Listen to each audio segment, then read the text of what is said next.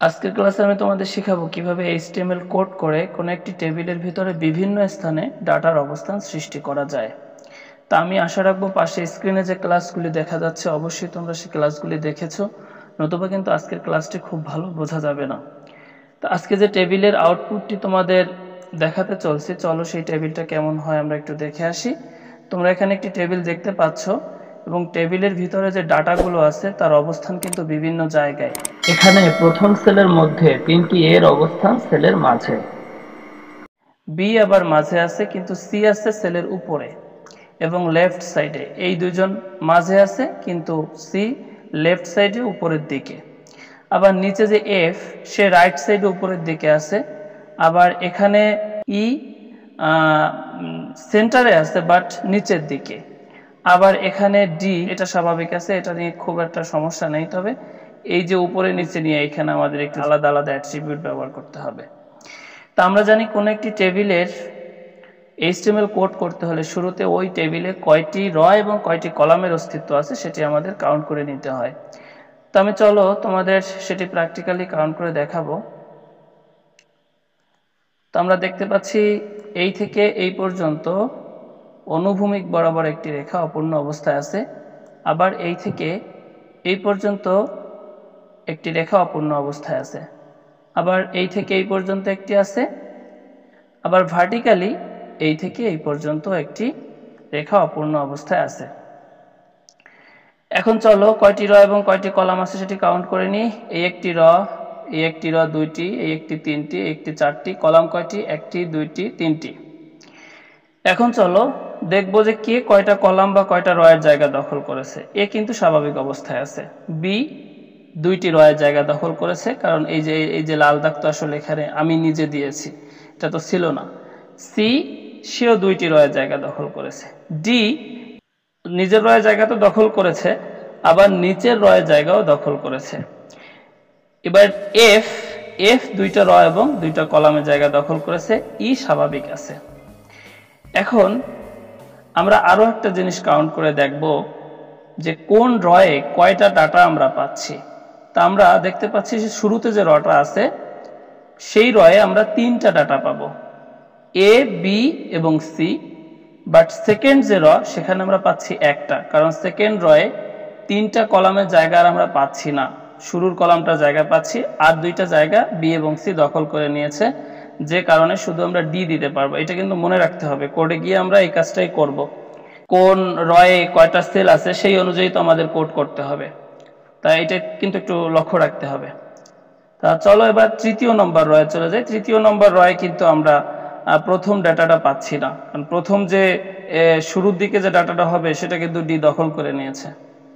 তারপরে যে 2টা ডাটা পাওয়ার কথা সে 2টাও পাবো না। 2টা জুড়ে যেহেতু এফ এর অবস্থান 2টা সেলের জায়গা জুড়েই সে আছে, 2টা কলামের জায়গা সে দখল করেছে। এই যে এই দাগটা যদি তুলে দেওয়া হয় তাহলে দেখা যাবে যে এফ আসলে 2টা কলামের জায়গা দখল করেছে। তার মানে আমরা তৃতীয় রয়ে গিয়েও একটি ডাটা দিতে পারবো। তৃতীয় রয়ে পাচ্ছি একটি ডাটা, চতুর্থ রয়ে গিয়েও আমরা একটি ডাটা পাচ্ছি, শুধুমাত্র ই। কারণ ই এর পরে যে 2টি ডাটা সে 2টি ডাটা আর আমরা পাচ্ছি না, কারণ সেই 2টি ডাটার জায়গা এফ দখল করে নিয়েছে। এবার চলো আমি দাগগুলো মুছে দিচ্ছি, চলে যাচ্ছি এডিটরে, এটা মিনিমাইজ করে দিচ্ছি। আমরা জানি কোনো একটি টেবিলে কোড করতে হলে শুরুতে একটি টেবিল ট্যাগ ব্যবহার করতে হয়। টেবিল ট্যাগ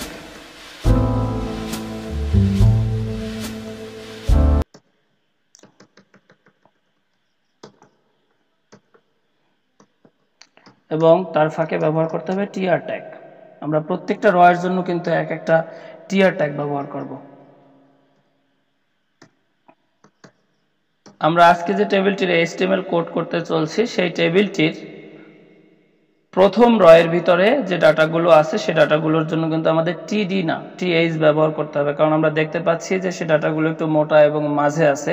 যদিও সি মাঝে নেই, সি মাঝে না থাকার কারণ আছে, সেটা আমি তোমাদের দেখাবো।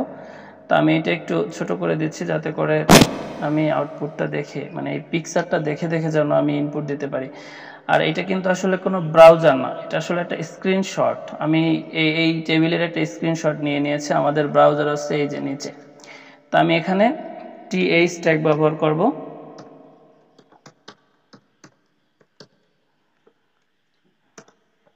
আমি এটাকে ব্লক করে Ctrl+C and Ctrl+V দিয়ে বারবার পেস্ট করে দিলাম, 3বার পেস্ট করে দিলাম, কারণ আমাদের তো আসলে এখানে 3টা ডাটা আছে ফার্স্ট র এর ভিতরে।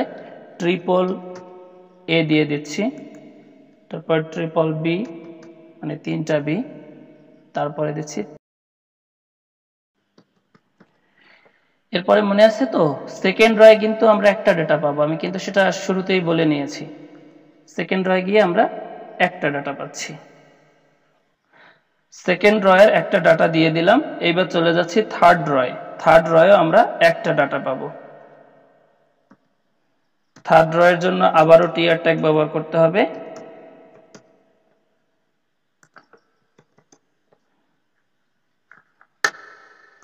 আমি একটু আমাকে সরিয়ে দিচ্ছি। থার্ড রয়ে শুধু পাচ্ছি এফ। আমি শুরুতে শুধুমাত্র ডাটাগুলো দিয়ে যাচ্ছি, পরবর্তীতে এর জন্য যে অ্যাট্রিবিউটগুলো দিতে হবে সেটা আমি একটু পরে দেব। হ্যাঁ, শুরুতে ডাটাগুলো দিয়ে দেখাচ্ছি। তারপরের যে র অর্থাৎ চতুর্থ নম্বর যে র, সেখানে গিয়েও আমরা মাত্র একটা ডাটা পাচ্ছি। আমি কিন্তু শুরুতে কথাগুলো বলে নিয়েছি। আমি যখন ওই তোমাদের প্র্যাকটিক্যালে দেখিয়েছিলাম যে কয়টি র এবং কয়টি কলামের অস্তিত্ব আছে এই টেবিলটির ভিতরে, তখনই কিন্তু আমি এগুলো তোমাদের বলে নিয়েছি। যদি না বুঝতে পারো একটু পেছনে টেনে দেখো।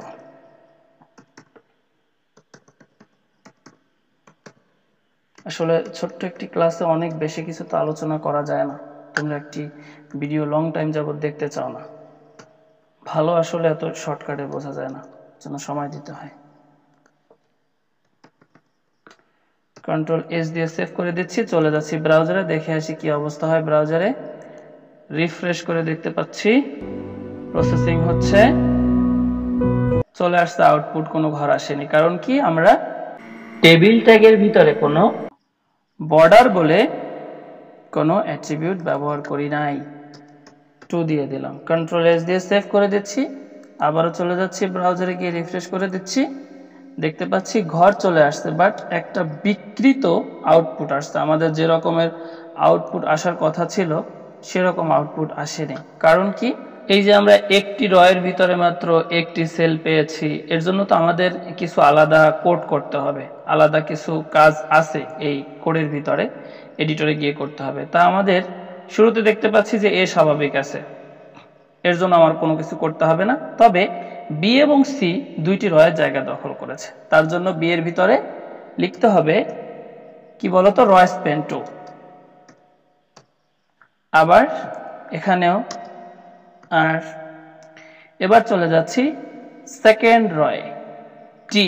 টি কয়টা রয়ের জায়গা দখল করেছে বলতো, দুইটা রয়ের জায়গা দখল করেছে, তার জন্য আমাদের কি লিখতে হবে, আবারও রয় স্প্যান 2, আর ও ডাব্লিউ। যাই হোক, এরপরে চলে যাচ্ছি আবার পরবর্তী রয়ে। এবার চলে যাব আমরা থার্ড রয়ে। থার্ড রয়ে দেখতে পাচ্ছি এফ আছে, থার্ড রয়ের শুরুর সেলটা কিন্তু পাচ্ছি না। কারণ কি, এই ডি দখল করে নিয়েছে, যে ডি এই দাগটা হতে দেয়নি। থার্ড রয়ের অবস্থান কিন্তু এই যে এখান থেকে এই দাগটা পূর্ণ করলে, এখান থেকে এই দাগটা পূর্ণ করলে দেখা যাবে যে এইখানে একটি র আছে। তা সেই রয়ের শুরুর যে সেলটা সেটা পাচ্ছি না, ডি দখল করে নিয়েছে। তার মানে পরের দুইটা সেল তাও পাচ্ছি না, পাচ্ছি একটা, কারণ সেই পরের দুইটা সেল জুড়েই এফ এর অবস্থান, এফ সেই দুইটা সেল নিয়ে অবস্থান নিয়েছে। এর জন্য আমাদের যেটা করতে হবে, এফ যে দুইটা কলাম জুড়ে অবস্থান করেছে তার জন্য আমাদের কলস্পেন 2 এটা ব্যবহার করতে হবে। Double quotation 2। এবার চলে যাচ্ছি ই এর ক্ষেত্রে। দেখো এখানে কিন্তু আরো ব্যাপার আছে, এফ এর অবস্থান কেন উপরে, তার জন্য আমাদের কিন্তু অ্যাট্রিবিউট দিতে হবে। আমি সেটা একটু পরে দেখাই, আগে চলে যাই ই এর ব্যাপারটাতে। ই স্বাভাবিক আছে, ই এর ক্ষেত্রে আমাদের কোনো কিছু করতে হবে না। Ctrl+S দিয়ে সেভ করে দিচ্ছি, চলে যাচ্ছি ব্রাউজারে, ব্রাউজারে গিয়ে রিফ্রেশ করে দিচ্ছি। হ্যাঁ, আমাদের কিন্তু আউটপুট ঠিকঠাক আসে নাই। কেন আসে নাই বলতো, কারণ এফ এর ভিতরে আমাদের আরো একটি অ্যাট্রিবিউট ব্যবহার করতে হবে। কারণ এফ তো শুধুমাত্র দুইটি কলামের জায়গা নেয়নি, সে তো দুইটি রয়ের জায়গাও নিয়েছে। তার মানে র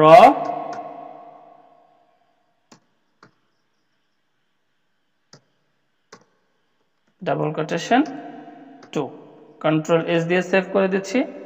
আবারও চলে যাচ্ছি ব্রাউজারে, গিয়ে রিফ্রেশ করে দিচ্ছি। দেখো এইবার কিন্তু মোটামুটি ঠিকঠাক চলে আসছে, যদিও এই সাইজটার মতো হয়নি, এই সি এর অবস্থান বোঝা যাচ্ছে না। তো যাই হোক, আমরা এখন যে কাজটা করব, টেবিলটার সাইজটা একটু বড় করার জন্য আমাদের আরেকটু কাজ করতে হবে। কি কাজ সেটা হচ্ছে আমাদের চলে যেতে হবে এডিটরে গিয়ে আমাদের এই যে টেবিল বলে যে ট্যাগটি আছে তার ভিতরে আরো দুইটি অ্যাট্রিবিউট ব্যবহার করতে হবে। একটি আছে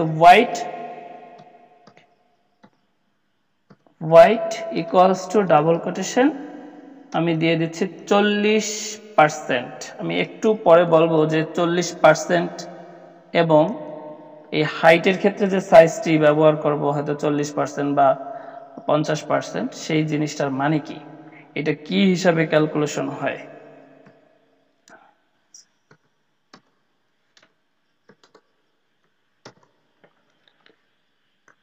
বা চলে যাচ্ছে আবারও ব্রাউজারে, রিফ্রেশ করে দেখতে পাচ্ছি যে ঘরটা মোটামুটি বড় আসছে। এখন তোমাদের প্রশ্ন হচ্ছে এখানে পার্সেন্টেজ দিয়ে যে দুইটি সংখ্যা ব্যবহার করলাম, সে দুইটি সংখ্যা কি হিসাবে কাজ করতেছে।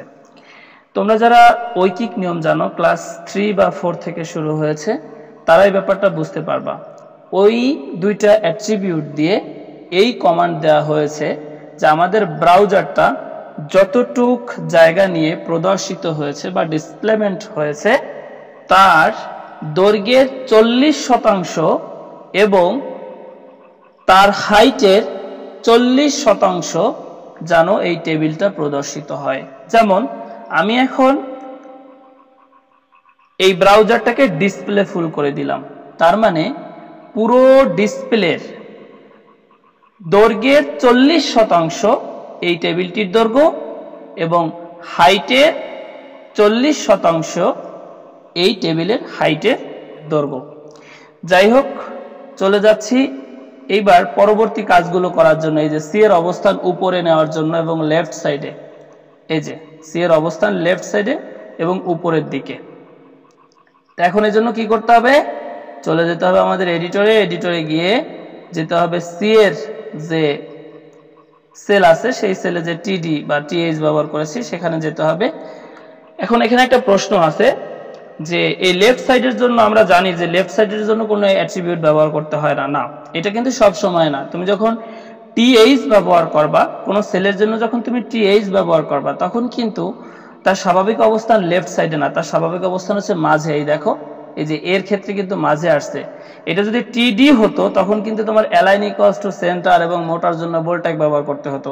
যেহেতু টিএইচ ব্যবহার করেছো, এ কারণে তুমি স্পেশাল দুইটা পাওয়ার তার কাছ থেকে পেয়েছো, যেটা আলাদা দুইটা প্রপার্টি, মোটা হওয়া এবং মাঝে যাওয়া। তার মানে আমরা বুঝতে পারলাম টিএইচ ব্যবহার করলে তার স্বাভাবিক অবস্থান আসবে, মানে তার মাঝে যে ডাটাটা ব্যবহার করবা, টিএইচ এর মাঝে যে ডাটাটা ব্যবহার করবা, তার স্বাভাবিক অবস্থান হচ্ছে সেলের মাঝে। তার মানে স্বাভাবিক অবস্থান থেকে তুমি যদি এদিক ওদিকে নিতে চাও, তার জন্য আলাদাভাবে অ্যাট্রিবিউট ব্যবহার করতে হবে। তার মানে যেহেতু সি এর অবস্থান আছে লেফট সাইডে, এ কারণে তোমার এখানে অ্যালাইন ইকুয়ালস টু লেফট দিতে হবে। কন্ট্রোল এস দিয়ে সেভ করে দিচ্ছি, চলে যাচ্ছি ব্রাউজারে, এই যে রিফ্রেশ করে দিচ্ছি, দেখো এই যে লেফটে চলে আসছে। এইবার যেহেতু উপরে আছে, আমি আবার বলছি, যেহেতু ডাটাটি উপরে আছে, আমি একটু জুমলেস করে দিই। যেহেতু দেখতে পাচ্ছি সি ডাটাটি সেলের উপরে আছে, এ কারণে আমাদের এখানে ভিলাইন বলে একটি অ্যাট্রিবিউট ব্যবহার করতে হবে। Equals to double quotation top, যেহেতু উপরে আছে, টি ওপি, টপ। কন্ট্রোল এস দিয়ে সেভ করে দিয়েছি। টপ মানে উপরে, তোমরা তো জানো টপ বলতে সবসময় উপরে বোঝায়। রিফ্রেশ করে দিচ্ছি, বলো না যে ও টপে আছে মানে উপরে আছে, এই সেই টপ। এইবার দেখতে পাচ্ছি যে এই যে আমি পিকচার থেকে একটু দেখিয়ে নিয়ে আসি, সে কিন্তু মাঝে এবং নিচের দিকে আছে। ডি স্বাভাবিক আছে, এখানে আমাদের কিছু করতে হবে না। ই এর কাজটা করব এবং এফ এর কাজ করলে আমাদের আজকের কাজ শেষ হয়ে যায়। তো ই এর ক্ষেত্রে কি করতে হবে, আমরা চলে যাচ্ছি আবার এডিটরে গিয়ে ই এর ক্ষেত্রে আমাদের এখানে ঢুকতে হবে। ই এর ওপেন ট্যাগের ভিতরে অর্থাৎ EJTD এর ভিতরে বসেছে, তার ওপেন ট্যাগের ভিতরে গিয়ে লিখতে হবে অ্যালাইন, ALI লিখে দিলাম অ্যালাইন এবং ভিলাইন দুইটি অ্যাট্রিবিউট। তা ভিলাইনের ক্ষেত্রে এখানে কি লিখতে হবে? লিখতে হবে কিন্তু বটম, নিচের দিকে আছে বটম। কন্ট্রোল S দিয়ে সেভ করে দিচ্ছি, চলে যাচ্ছি ব্রাউজারে, ব্রাউজারে গিয়ে রিফ্রেশ করে দিচ্ছি। দেখতে পাচ্ছ কিন্তু সেন্টারে আসে নাই, বাট নিচে আসছে। তার জন্য আমাদের কোথাও না কোথাও ভুল হয়েছে। TERE আসছে, এখানে শুধুমাত্র আর হবে। কন্ট্রোল S দিয়ে সেভ করে দিচ্ছি। দেখতে পেলা যে সামান্য একটু ভুল কিন্তু সাপোর্ট দিল না। এই দেখো এবার সেন্টারে চলে আসছে, কোনো ভুল করা যাবে না।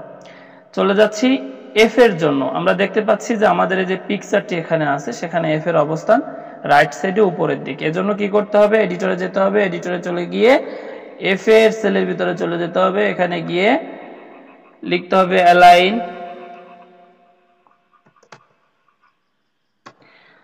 আবারও টাইপ করে দিলাম অ্যালাইন ইকুয়ালস টু রাইট এবং ভিলাইন ইকুয়ালস টু টপ, কারণ উপরের দিকে আছে। কন্ট্রোল S দিয়ে সেভ করে দিচ্ছি, চলে যাচ্ছে আবারও ব্রাউজারে। ব্রাউজারে গিয়ে রিফ্রেশ করে দেখতে পাচ্ছি যে আমাদের যে রকম মানের আউটপুট হওয়ার কথা ছিল সেরকম হয়ে গেছে।